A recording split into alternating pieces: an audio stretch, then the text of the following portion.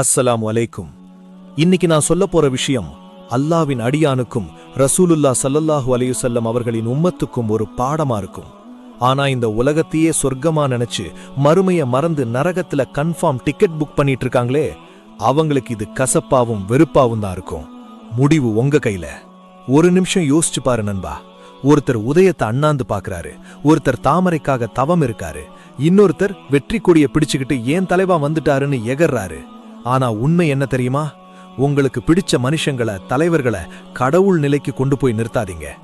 அவங்களும் உங்களை போல ஒரு சாதாரண மனுஷங்க தான். 1996 ஆரம்பிச்ச உன் சண்டை 2025 வரைக்கும் முடியல. இதோ 2026 வந்துடுச்சு.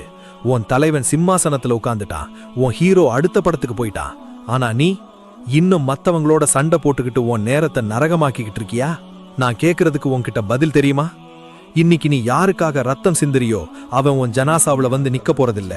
ஆனா நீ யாரோட வழியை இன்னைக்கு புறக்கணிச்சியோ அந்த ரசூலுல்லா ஸல்லல்லாஹு அலைஹி வஸல்லம் தான் நாளைக்கு மறுமையில உனக்காக பரிந்து பேசுவாங்க. இப்போ சொல்லு, நீ யாருக்கு விசுவாசியா இருக்கணும்?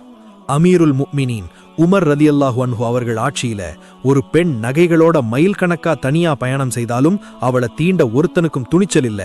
ஏன்னா அங்க இருந்தது ஒரு தலைவனின் கர்வம் அல்ல, அல்லாவுக்கு பயந்தவனின் ஆட்சி. அதே உமர் ரலியல்லாஹு அன்ஹு மேடையில நின்றப்போ ஒரு சாதாரண பெண் அவங்க சட்டத்தையே கேள்வி கேட்டாங்க. அந்த மாபெரும் தலைவன் பணிவா சொன்னாங்க, பெண் சொன்னதுதான் சரி, உமர் தப்பு செஞ்சா. அதுதான் உண்மையான தலைமை.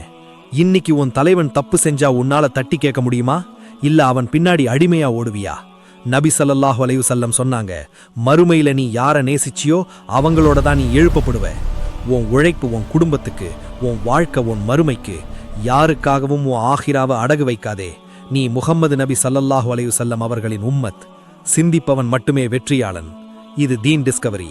ஜஸாக்கல்லாஹ் ஹைரன்.